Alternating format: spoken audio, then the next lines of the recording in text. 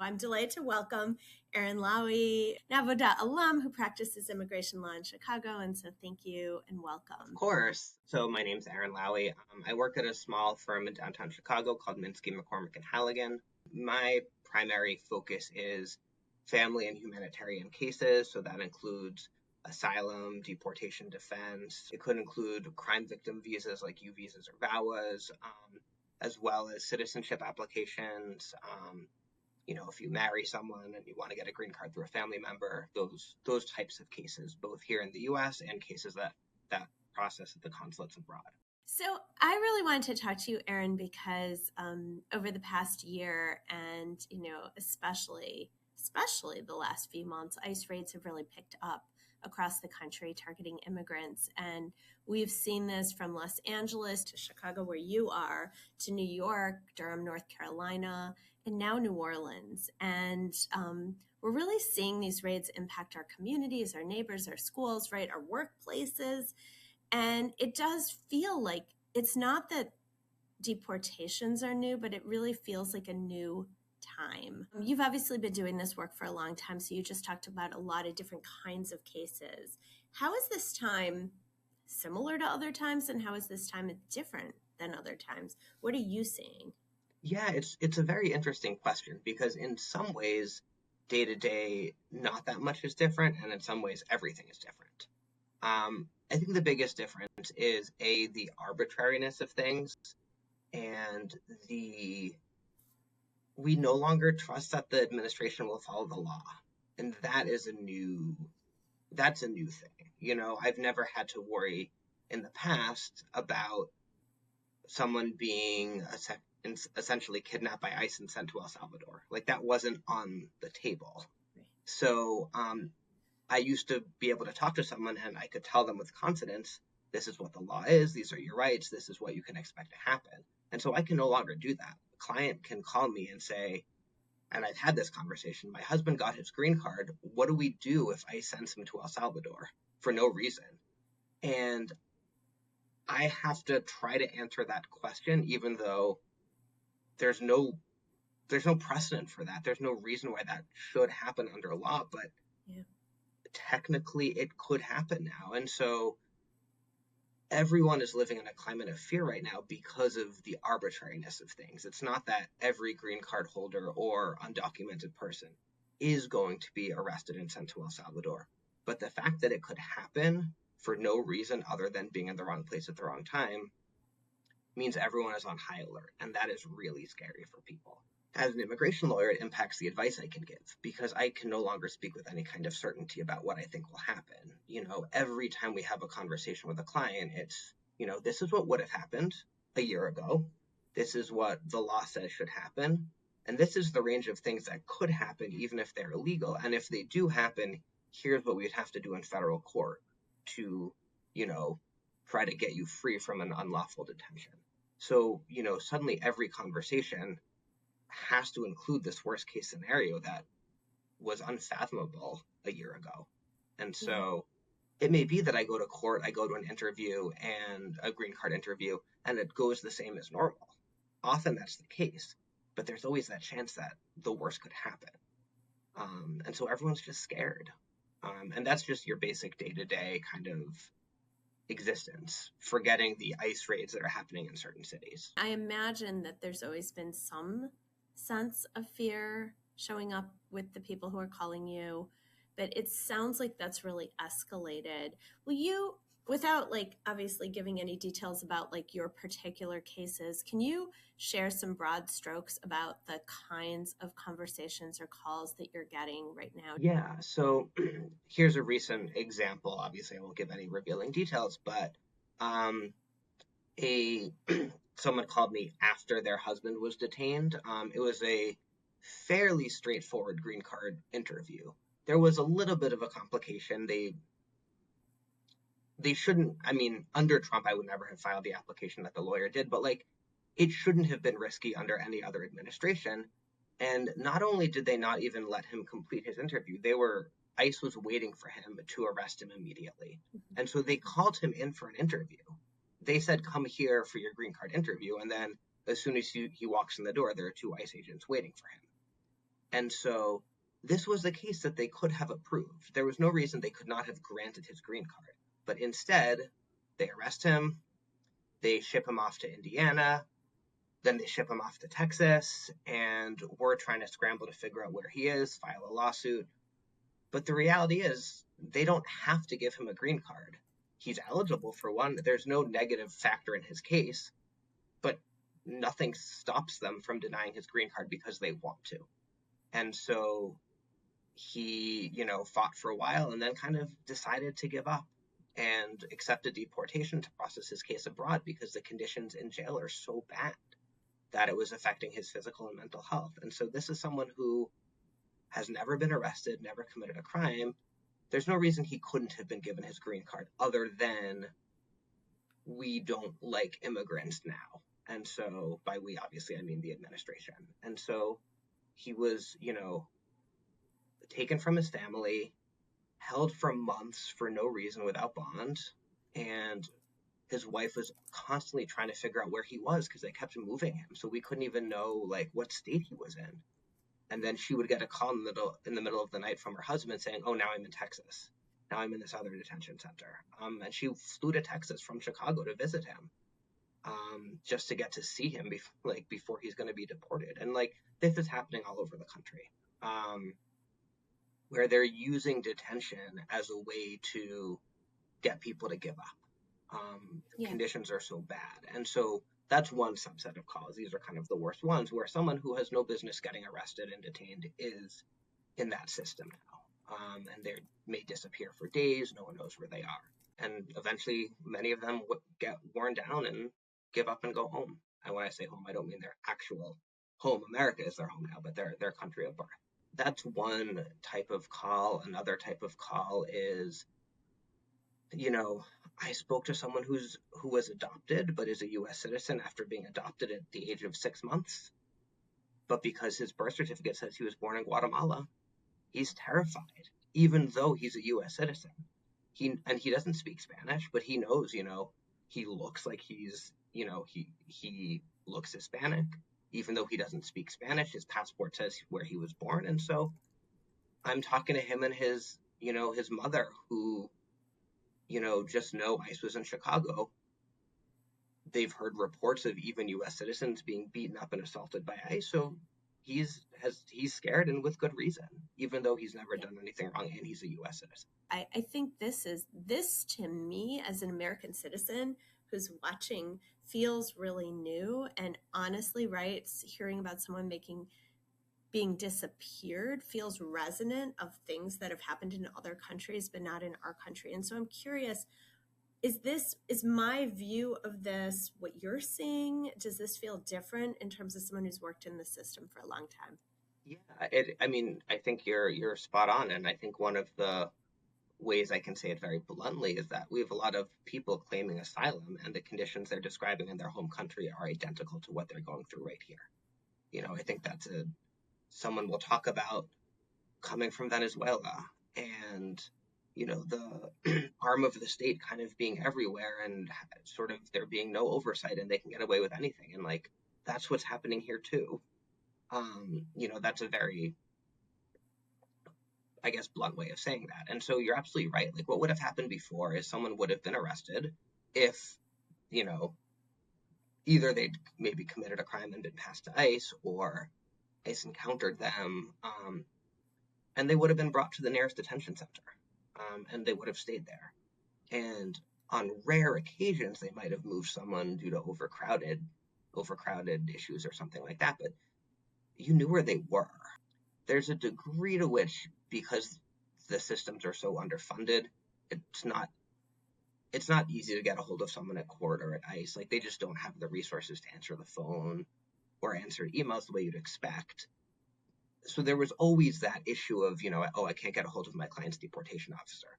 But you never felt like they were hiding information from you. I had a client who was moved. I never thought it was, they're moving him to get a more conservative judge who's going to deport them. But that's what's happening here. They are building these detention centers in states where the judges have a much higher rate of denying cases and the federal courts are much more conservative. So you are seeing that someone might be arrested in Chicago, they could very easily be sent to Louisiana or to Georgia, where a judge denies 95% of cases. And so suddenly, what would have been a good case in Chicago, they don't want them in front of that judge in Chicago now because they're not interested in a fair system. They're interested in how do we deport as many people as possible. And we want the judges to be part of that system too. We don't want the judges to be neutral arbiters. We want, again, when I say we, I obviously mean the government, but so they're picking the venue. They're sending people somewhere based on where's the most likely place we can send them to get them deployed. And so this is new. Um, and they're hiring people. They've really reduced the standards for hiring, and they're not training as well. And so I think there's just a lot less respect, and there's less respect for people's human dignity. And so if you don't see someone as human, yeah, why not wake them up at midnight and ship them up across the country? Like they're not a person anyways, right? Like that's more the attitude we're seeing. I don't know about you, but for me, just even the language of all of this and the way that it's playing feels really resonant for me as a Jew and my own history. And so, I keep thinking about like, right, we should all care because we're human beings and we're Americans.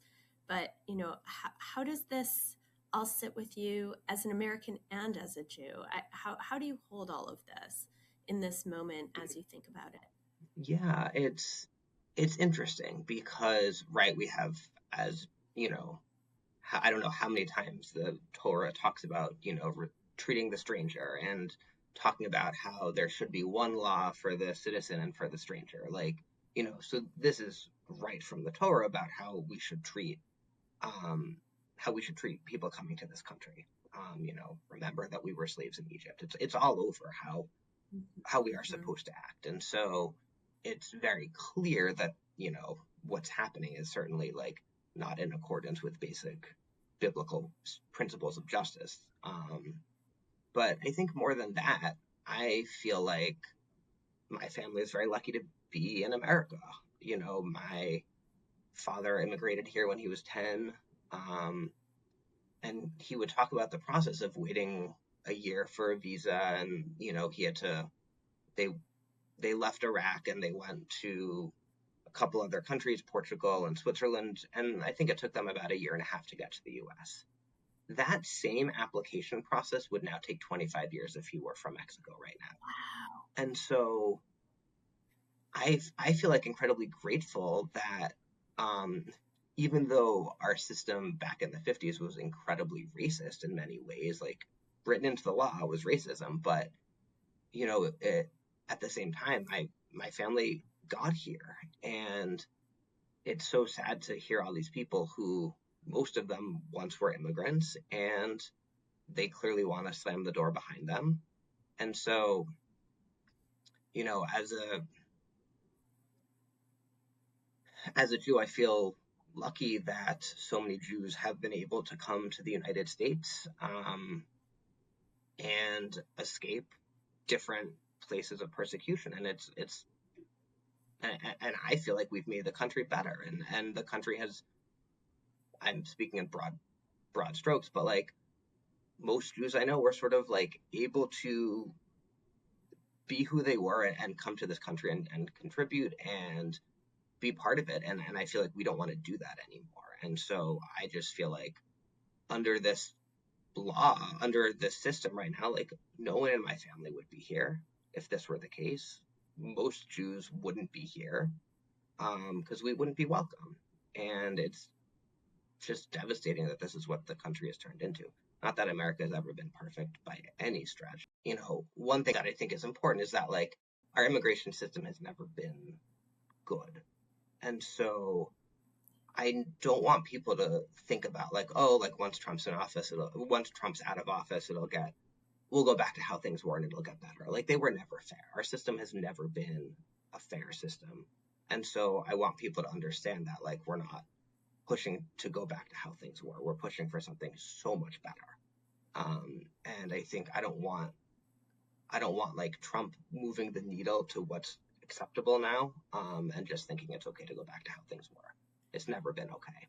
Um, but at the same time, like we are in, this is a, it's not just like a matter of degree, it's a difference in kind, like where we're at right now, in our immigration system. And it is very scary. And so you may think it doesn't impact you. You may not be connected to, you know, people who will get caught up in the system, but it does impact everyone. And, you know, especially if ICE is coming to your city, but even if they're not, just like this is such an important issue. People's lives are at stake. People are literally being kidnapped, disappeared, separated from family. So don't, even if you're not seeing it day to day in your city, it's happening all over the country. And please keep your voices raised. Thank you for that call out. I often wish, right, if people had really shown up as your family was, in Iraq, or my family was in Hungary and Poland, right? And what would have happened if people had just stood up and said, we're going to protest, this can't happen. It would have made a difference.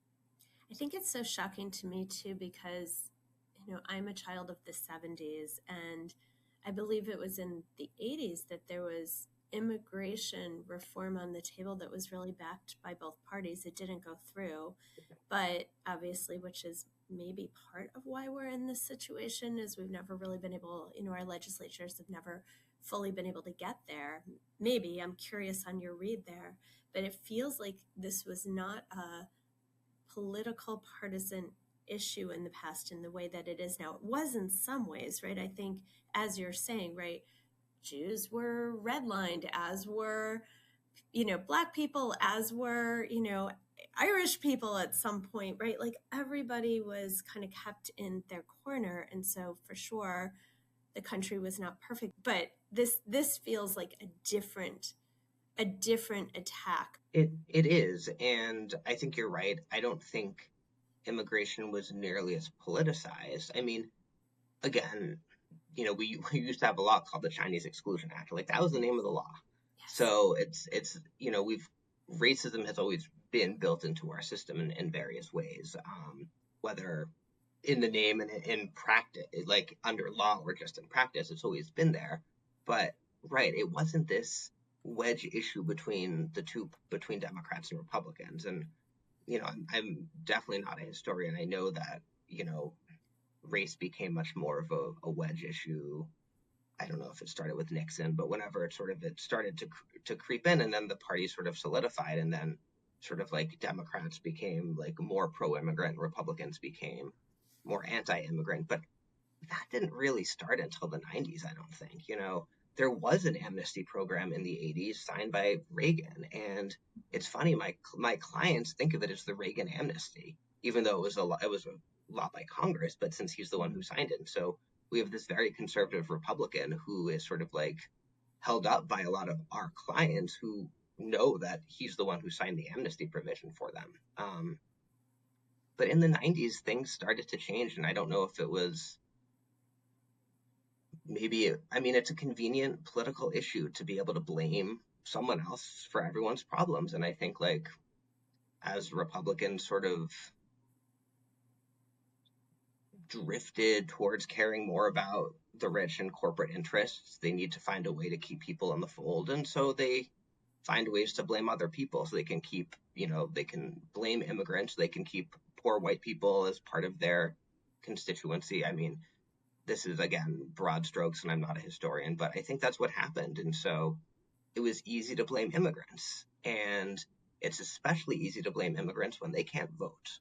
So you're othering a group of people that already is disadvantaged and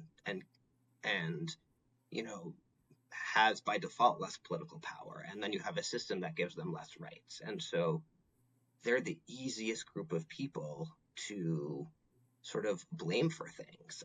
A lot of them have to stay in the shadows if they're undocumented. And so people are scared to put themselves out there. And so it's just like if you wanted to pick a group to cast blame on, and try to get other people to hold them responsible for any particular problem in this country, like they're such an easy target because of how our system is structured. And I think The Republicans realize that. What I'm really seeing right now is a change for us in the Jewish community, which is, I think, been really complicated for our community, which is that in many ways, some of the immigration policies have been done from the federal government to quote unquote protect Jews and fight anti-Semitism. And I'm curious, right, if you've seen or felt any of this, because this obviously, it feels like Jews have always been pro-immigration, and your story resonates because it's, not the same, but similar to my story. And yet at this moment, when there is rising anti-Semitism in this country, I feel like there's a classic anti-Semitic trope playing that is, don't look here, look here. Often it's been, don't look at what's really going on, blame the Jews. And actually what seems like it's happening in my read on this is some of these policies are being done to quote unquote protect Jews, but it doesn't really feel like this is protecting Jews. This is just a way to kind of shift blame away. And I don't know if you have a read on any of this, but I'm curious how you're thinking about how targeting of immigrants right now is intersecting with anti-Semitism, Jewish safety, and what your read is here. Yeah, I mean, I think both of the things you said are true. I do think this feeds into the trope of let's blame the Jews, because when you have the government saying we're doing this to protect the Jews, if you are prone to that type of conspiracy theory, it's easy to take the jump to, oh, the Jews are controlling the government.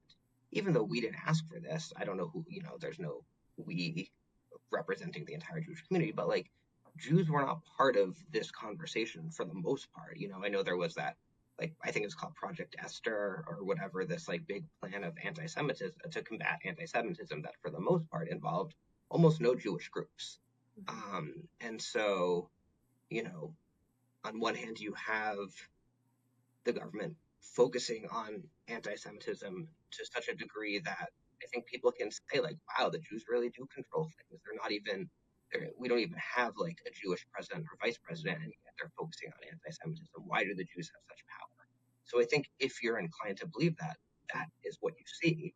And then on the flip side, I think, I have heard some Jews, maybe more centrist or right-wing Jews, that will say, "Oh, I don't agree with what's happening, but I'm glad they're taking anti-Semitism seriously." I'm going to go back to immigration in this moment because I'm really curious about what approaches or community strategies you have seen, particularly in Chicago, that might be useful for communities around the country, including New Orleans, where raids are just starting, and certainly New York, where raids are very heavy right now. Yeah, so I mean, I have to say I've been incredibly inspired by just average people coming together to fight ICE and protect people. So we moved to Evanston, which is a suburb just north of Chicago, just a couple of months ago, and we found that there was this whole signal chat type of thing where people were out patrolling looking for ICE and sending warnings and saying things like, oh, I saw that there were some landscapers on whatever street. Please let them know ICE is around and, let them come into your house right now. And there were people who were they would follow ICE. They would try to distract ICE. They would, if you're there, then, maybe it's harder for ICE to figure out who's a citizen and who's not. So I think people were actively fighting back in that on the ground way, which I think was amazing. And I think it made it harder for ICE to make arrests because they were warning people. And so that type of on the ground work was just absolutely amazing. I think one thing that people were disappointed in, and I don't know if there's a way to do anything about that, but, even though Illinois is a blue state, we generally are considered a sanctuary state. I think there was some disappointment in different police groups where the police of certain cities were not really they didn't feel like the police were on their side, even though the policy of the state or the city was to be a sanctuary city. And so I don't know if there's a way to pressure police departments or to make it clear that, like, if you don't want ICE there, and ICE being there does not make you safe, even despite what they're claiming. I think that's one thing that could have been improved on is, um, a police chief or sheriff being very clear that, like, they're not on the same side as ICE. That was something that there could have been more work. That just could have been better. But I think this on the ground work is really what made a difference. I mean, ICE was here for a really long time and did not arrest nearly as many people as they said they were going to. They still caused a lot of terror. People didn't go to work. People, wouldn't take public transportation. People stayed home, but they did not accomplish what they hoped to in terms of mass arrests. And that was a credit to the people on the ground. Of course. I think other things that were helpful were just like mass protests. I mean, there were people out protesting every single day. And I think that does make a difference. It does make it visible. I think it's easy to sort of, if you don't think there are immigrants in your neighborhood, you don't see this happening. And so having people protesting downtown or pretty much everywhere, I think made people feel like they cared about this, even if they didn't have any friends who were immigrants or they didn't know anyone who they thought would be impacted by this. So I think just being loud and being out there really, really made a difference. And I think there were a lot of like know your rights trainings. I think one of the biggest things was telling people they have the right to remain silent, explaining to someone that, having these,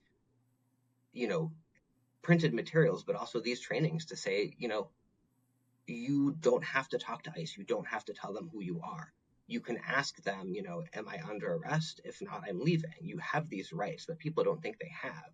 And I remember there was some complaints from ICE about how well educated people were, that they weren't just admitting, oh, this is who I am, I'm not a citizen. And so there was a lot of education about just don't talk to them. You don't have to. And obviously that comes with the risks, because how many stories did we hear of ICE beating someone up for not talking, breaking a car window and pulling someone out because they didn't want to get out of the car. So you are putting your life at risk. But I think that sort of education about your rights, even as an undocumented person who might not think of yourself as having rights in this country, I think that empowered a lot of people.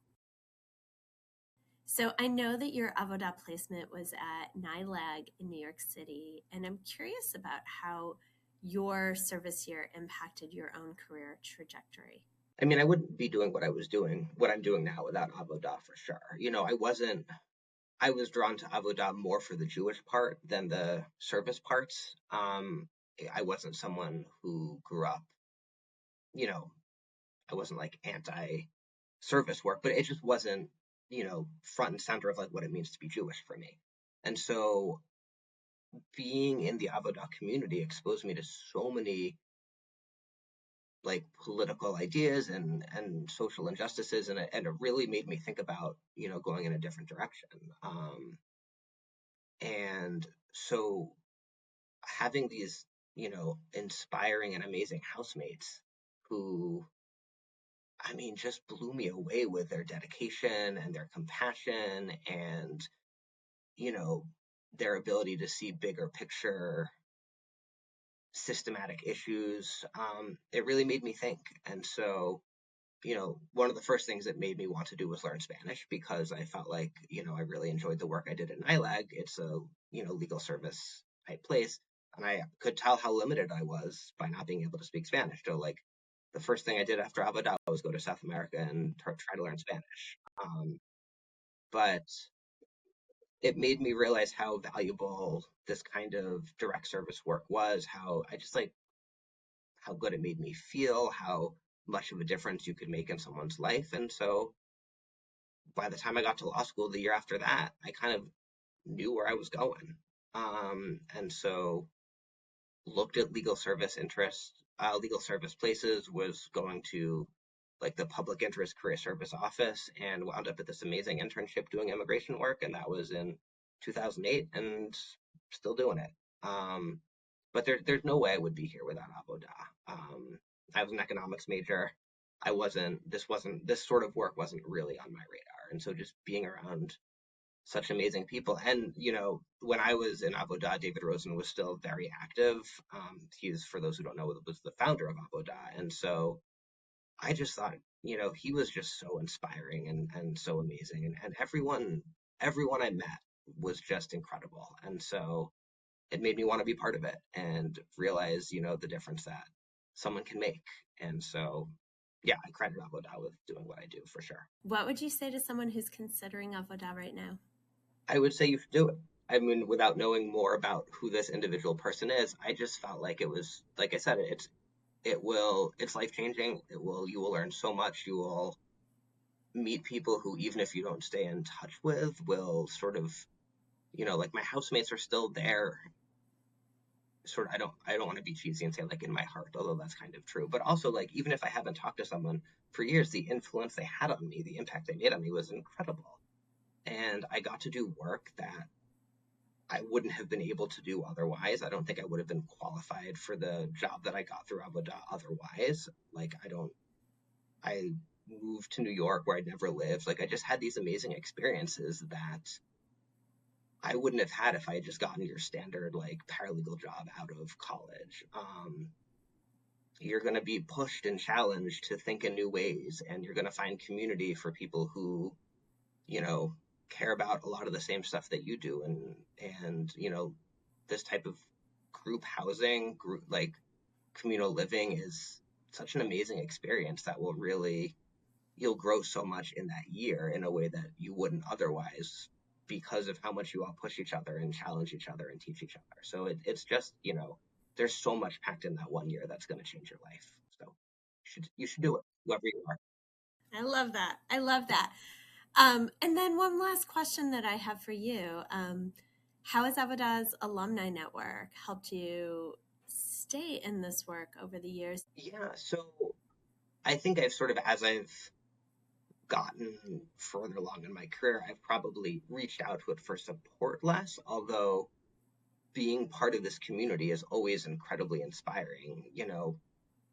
I feel an affinity to anyone I find out who did Avodah, and it's such a special thing to run into someone and who's an immigration lawyer and find out they were also an Avodahnik.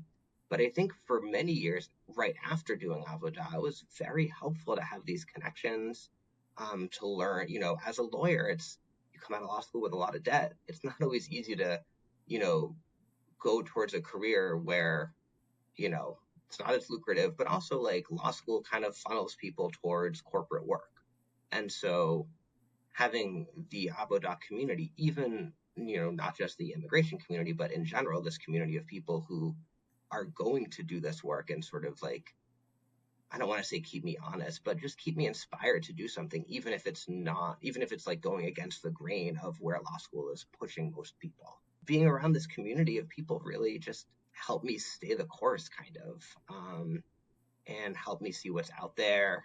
I mean, I love the Avodah listserv. I read everything that gets sent on it. I love being part of it. I learned so much from it. And so, whether I'm directly interacting with someone as like a mentor or a mentee or just being part of the community, I think it really helped keep me focused on what I want to do. And I have found it incredibly valuable. And so it is, I think a lot about what's our role as Americans right now. What can we do? And I know it's hard. And I think the work you're doing is true Avodah, is true holy work, Aaron. Thank you so much for it. And I'm really proud that you're one of 1,700 alumni. And according to our data, which I love, 98.6% of Avodah alum are involved in social justice work for their lives. And so that's what we're doing. And I'm really proud that it's working. And so you're part of that. And I appreciate your time. Thank you. I'm proud to be part of it too, and so inspired by it. So thank you for creating such an amazing group of leaders, and yeah, the next generation. It's really amazing. So thank you for running that organization of 1,700 alums.